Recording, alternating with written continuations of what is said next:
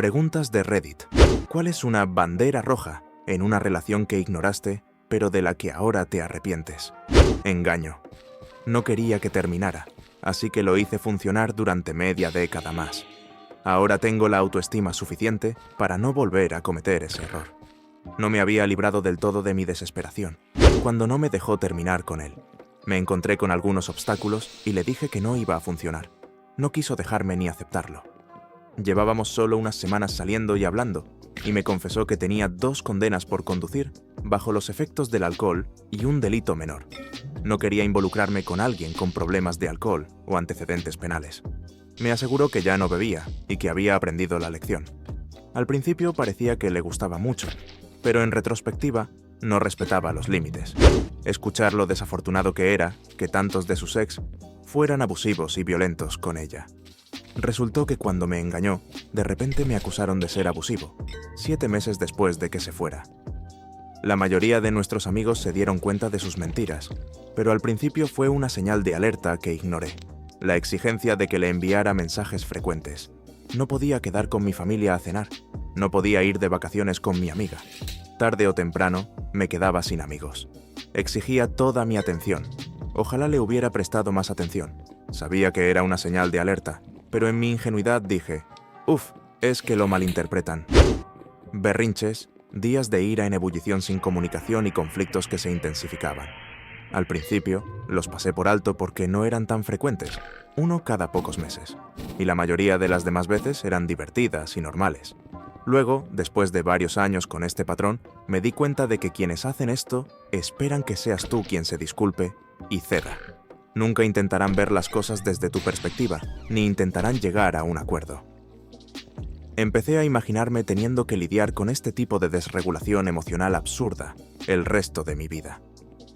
Empecé a pensar en cómo reaccionarían cuando la vida se volviera más estresante. Cuando finalmente les dije que me iba, me suplicaron y admitieron tener un problema de control de la ira, que nunca habían mencionado antes de que los dejaran, y prometieron solucionarlo. No iba a esperar a que los viejos hábitos y circuitos neuronales se reconfiguraran, así que dije, ni hablar.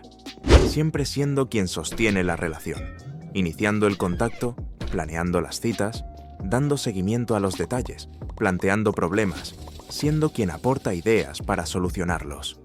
Pasé mis mejores años en relaciones unilaterales, porque en cuanto dejé de hacer estas cosas, las relaciones se rompieron y siguieron adelante. Desafortunadamente, después de la pandemia, parece que la gente está jugando al juego de quien menos se preocupa, gana. Y ojalá hubiera aprendido las lecciones difíciles y me hubiera recuperado mientras tuve la oportunidad de encontrar a alguien sano. Ahora me siento completamente desesperanzado. No he estado con él mucho tiempo, pero era súper pegajoso y me costaba muchísimo despedirme por las noches porque no quería soltarme de los abrazos. Al principio me pareció adorable, luego simplemente molesto. Tardé mucho en darme cuenta de que tenía problemas emocionales subyacentes y que su apego era una señal de ello. Ahora me da asco cuando alguien se aferra. Celos por las amistades del sexo opuesto, actitud crítica hacia quienes no hacen ejercicio, comentarios groseros sobre quienes no tienen trabajo remunerado, incluso si trabajan muy duro para sus familias, orgullo por criticar duramente a los demás, desviar el estrés real mediante rabietas inusuales. Crecieron en una familia emocionalmente reprimida en el noreste y tuvieron serios factores de estrés al principio de la relación. Así que les puse excusas. Algunas de las personas con las que fueron groseros realmente se comportaban como idiotas, pero debería haber considerado los insultos que eligieron y haberme dado cuenta de lo que significaba en cuanto a su forma de pensar. Tus prejuicios y verdaderas opiniones se pueden ver en los insultos que usas cuando estás enojado. Rabietas, días de ira en ebullición sin comunicación y conflictos cada vez más intensos. Al principio los pasé por alto porque no eran tan frecuentes, uno cada pocos meses, y la mayoría de las demás veces eran divertidas y normales. Luego, después de varios años con este patrón, me di cuenta de que quienes hacen esto esperan que seas tú quien se disculpe y ceda. Nunca intentarán ver las cosas desde tu perspectiva, ni intentarán llegar a un acuerdo. Empecé a imaginarme teniendo que lidiar con este tipo de desregulación emocional absurda el resto de mi vida. Empecé a pensar en cómo reaccionarían cuando la vida se volviera más estresante. Cuando finalmente les dije que me iba, me suplicaron y admitieron tener un problema de control de la ira, que nunca habían mencionado antes de que los dejaran, y prometieron solucionarlo. No iba a esperar a que los viejos hábitos y circuitos neuronales se reconfiguraran, así que dije, ni hablar. Salía con una chica muy religiosa. No soy nada religioso ni cristiano, y no le daba mucha importancia, pero a veces intentaba convertirme al cristianismo, y solía decir cosas como: los hombres deberían ser los que toman las decisiones finales en la familia, y otras estupideces patriarcales. Me sentía muy raro oyéndola decir todas esas cosas, pero yo estaba enamorado, y lo ignoraba. Cambios de humor volátiles, rabietas, literalmente temblaba cuando estaba enojado. Falta de respeto por los límites, inseguridad por todo. Sollozaba por el hecho de que había estado con otras personas antes que ellos. Lloraba porque me puse un vestido para salir a cenar con una amiga. Siempre decía que esto era solo una fase, y no quiénes eran en realidad. Podría seguir, pero es vergonzoso lo mucho que te permites pasar por alto cuando alguien te da la atención que ansiabas.